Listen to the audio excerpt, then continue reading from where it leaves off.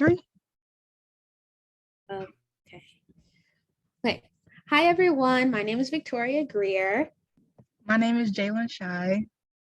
And today we're going to be talking about if explicit music should be protected by the First Amendment. So music is a form of expression that has existed for thousands of years, but now, well, more recently, within the last century, there's been more music that, kind of goes against the traditions of what people normally would listen to. And especially in this day and age, there's a lot of music that has more raunchy and violent lyrics. So today we're going to be talking about whether those lyrics should be protected by the First Amendment. And we're going to be talking a little bit about censorship. So I kind of want to explain what censorship is, and then Jalen will explain what the First Amendment is. And then we'll get into some of the points that we're going to be talking about. Okay. Oh my gosh. Sorry, I have a cold. So censorship is the suppression of words, images, or ideas that are deemed quote unquote offensive. And it happens whenever some person succeeds in imposing their personal or political or moral views on others. And so that's just kind of a baseline definition. And now Jalen's going to talk about what the First Amendment is and what it covers. Okay, so the First Amendment directly from the Constitution is Congress shall make no law respecting an establishment of religion or prohibiting the free exercise therefore of or abridging the freedom of speech or of the press or of the right of the people peaceably to assemble and to petition the government for a redress or grievances. And essentially what this First Amendment does is that it protects our right, our freedom of speech, our freedom of religion, anything. To the government cannot regulate how we express ourselves as citizens. But what tends to happen is, specifically with what we're talking about with music, is that people are now making direct threats, creating explicit music that is not geared towards the younger generations. And give me 1 second.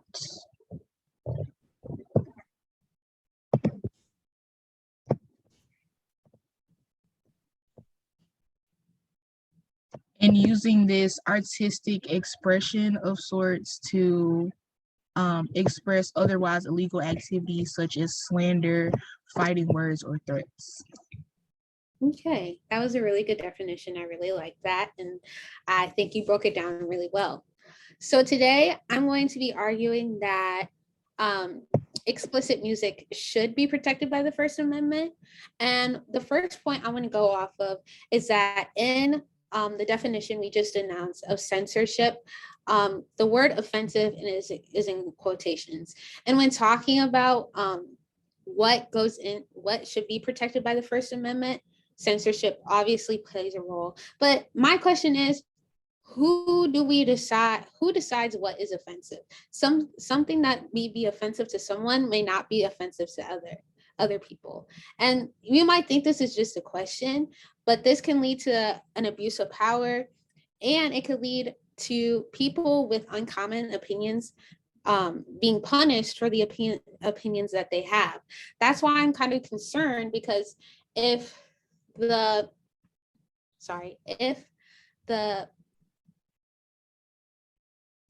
hold on, let me get my thoughts together.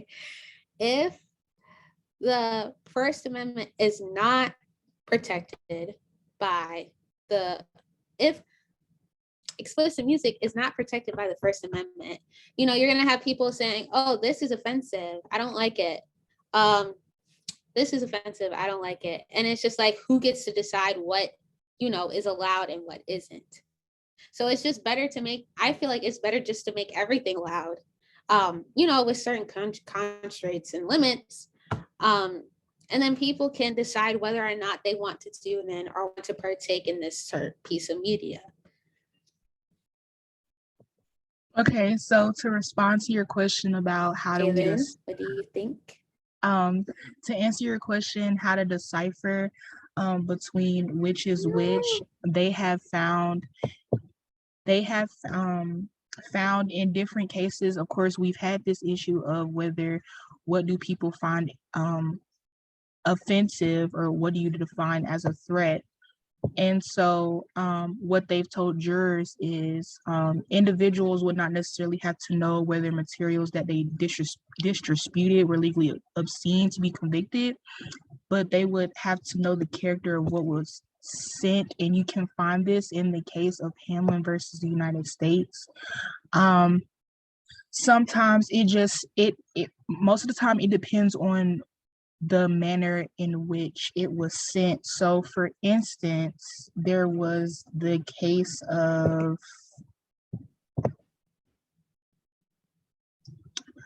Jones versus the State, where an ex-husband had written explicit lyrics about hurting his ex-wife, and they used those in the court of law to determine that it was sort of premeditated. He did not end up hurting her, but it's the extent and the intent behind the words. If, for instance, I say in my song, I'm going to kill Victoria Greer, then I go and kill Victoria Greer, those lyrics can be used against me in a court of law.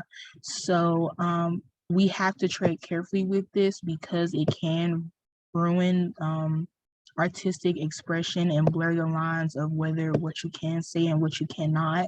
But the biggest thing is you have to make sure you understand the consequences of what you're about to say and put out into the world. Yeah, I think that's absolutely correct. But girl, not you pulling out case law on me. I wasn't prepared for you to pull out cases. Hello, Kate Jaywood.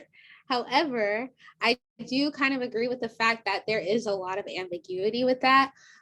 There's one thing about, it's one thing to, write and express yourself in a way that's not harmful to other people. Like in your example, it's not harmful for him to write those lyrics about his wife. Because especially if it's like in a personal journal, because that's personal to him. However, if it's something that you're acting on, I think that's a completely different thing. And the First Amendment doesn't protect you acting on whatever you're saying or however you express yourself. So I think those are two very different things, and I don't want them to get conflated. But I think my point still stands. Like, if the explicit music isn't protected by the First Amendment, who decides what's offensive and what's not?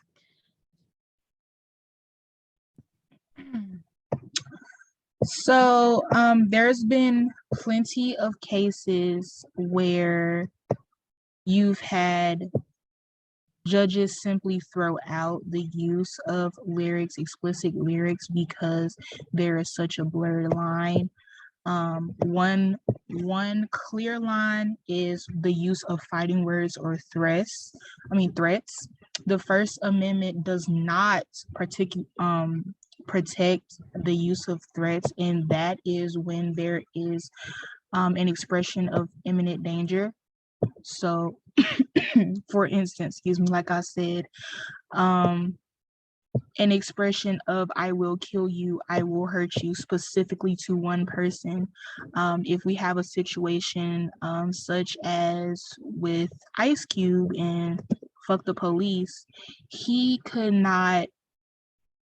would have not been convicted on any charges, because it is just of a people. It's not directly inciting violence. It is just him expressing his own political opinions. But if he had said, shoot Officer Williamson, then that's where we have a case where he is specifically inciting violence onto one specific person and putting one specific person into imminent danger. Okay. I know you had some points about basically the opposite of what I'm arguing. What are some of those points? Some other points besides that is that we should censor and monitor explicit language and not have it protected under the First Amendment is because there is also a thing about maintaining political correctness, whether that's anti-Semitism, homophobia, or racist lyrics. Um, in this case with censorship, we'll look back to Michael Jackson in the song "They Don't Care About Us." He had a verse that said, "Jew me, sue me, everybody do me, kick me, don't you black or white me," and a lot of that took that as Michael Jackson being an anti-Semite. And although that's not what he wanted to express to people, people latched onto that, especially during the current climate of the world, and so it's justified that we should be able to go back and censor or erase these things from these songs or tell them to change it. And in this case, Michael, he went and re-recorded this and apologized. But we have other instances where artists will not back down from this because they believe that this is what they wanted to express to the world. And if somebody took it a different way, then that's their problem. But when we have certain political views such as that can target minorities that are already in danger of being discriminated against, it's important that we take a look and make sure that nobody's being hurt or attacked, or that once again, what the big point of censoring and not protecting explicit music under the First Amendment is that people can incite violence and create a space for people to openly say things that you would not say in regular terms, and that in regular terms, if I were to say that to you and we could take this to court, just because it's in a form of music does not mean it weighs any less as if I was just saying it in writing or to you in person. I agree with you with the fact that I don't think it means anything less. I just think it means something different. I want to point out to the fact that Michael Jackson was a Black artist. And that kind of goes into my next point, that I think, explicit music should be protected by the First Amendment, because a lot of the explicit music, quote unquote, that we're listening to are created by Black musicians. Like I'm thinking about, WAP with Megan Thee Stallion and Cardi B. Everybody was up in arms about that, especially white conservatives who thought that it was just too much, it was too raunchy, when, there was some people who thought it was empowering, who, seeing Black women being so sex positive was good for them, was it good? What am I thinking? What's the word I'm thinking? A good role model for them. And obviously, there was people like Diane Lorraine, she made a tweet talking about Cardi B and Megan Thee Stallion just set the entire female gender back 100 years with their disgusting and vile WAP song. That's her opinion. And she's entitled to her opinion. However, a lot of times when we have these conversations about explicit music being protected by the First Amendment, it's always because of a Black musician, especially Black women. I mean, if you compare that to, that song we talked about earlier in class, Biggie Smalls talking about date raping Raven-Symoné when she was only 8, nobody has said anything about that. And that happened years ago, but Raven-Symoné was 8. And I think, we only have these conversations when we want to persecute the person that we are persecuting, somebody that we don't like. If it's Biggie Smalls, whatever he says is fine. He's the GOAT, he's a G, whatever you want to believe.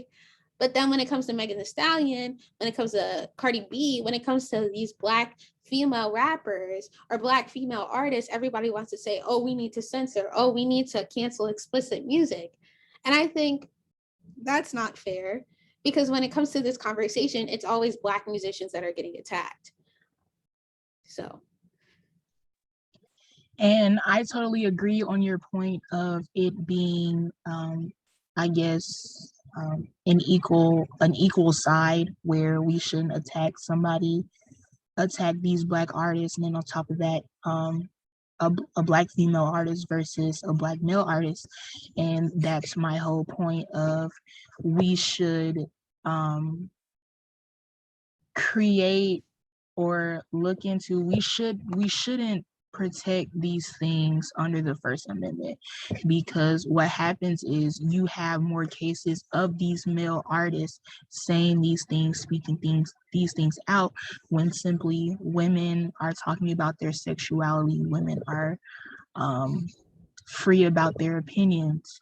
But then you have people who are openly making racist, homophobic, pedophilic comments on their music, and then openly admitting, and then it not being able to be used in court, which is one of the biggest issues um, with explicit music now, is that there is a debate of whether can this be used against people, and there have been cases where it has been and cases where it hasn't, and states are really torn between the two, because then it's a question of um, the very root of one of our first civil liberties, which is free speech.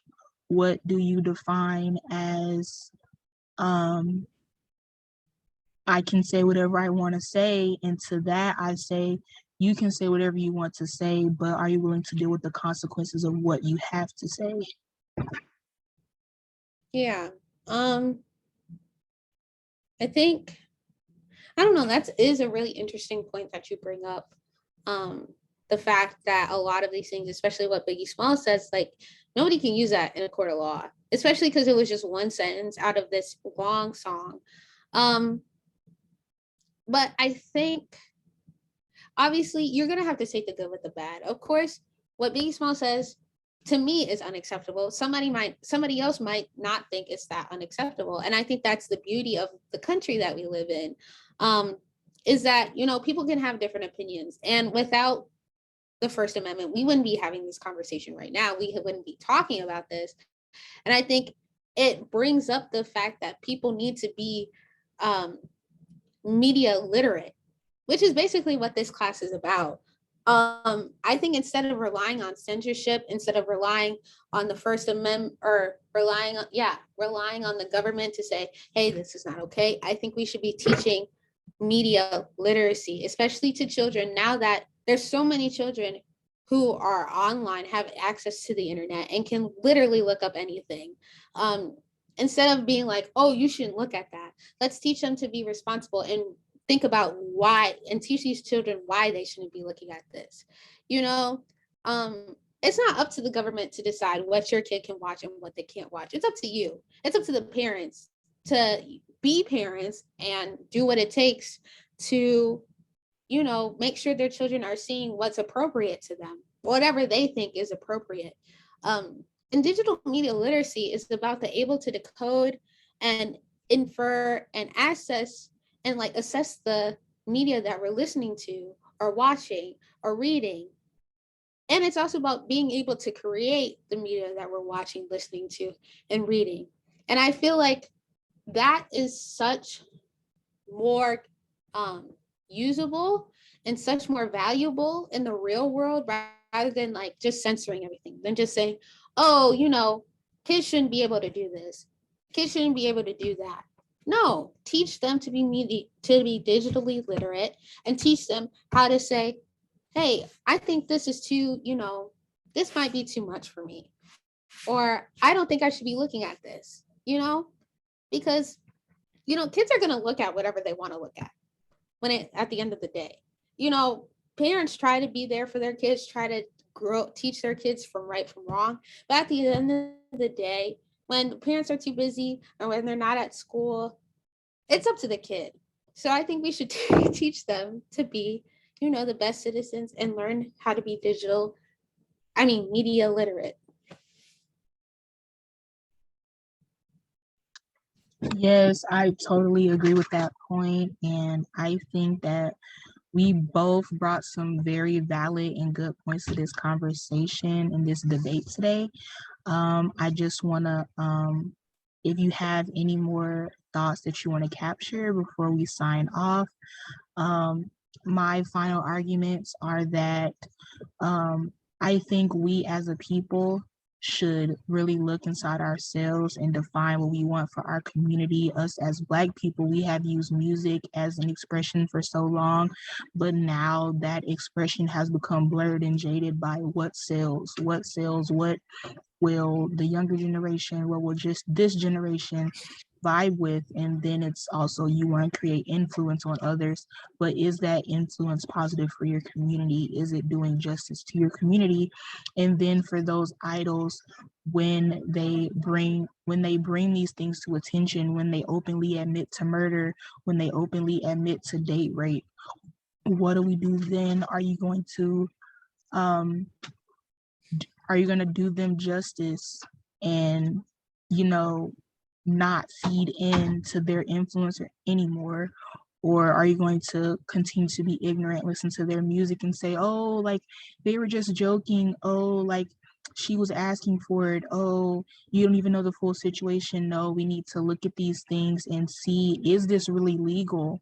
What's going on here? When somebody says that they're heavily influenced by this music and they go and do these things, what do we do to stop that? Is that something that we can now turn into a legal situation?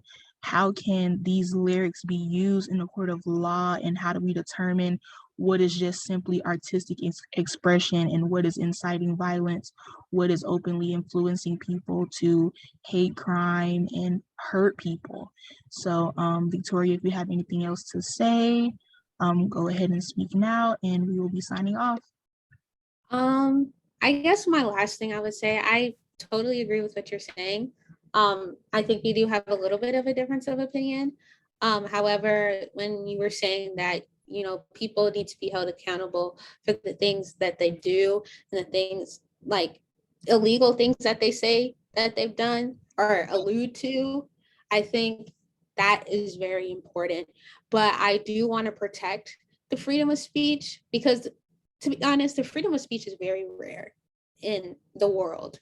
And one of the things about our country that is good is that we do have freedom of speech, and I think we should cherish it to the utmost extent. So that's all I have to say. Jalen, if you have anything else to say. No, that's it. Thank you guys for watching, and go for us. Yes, bye.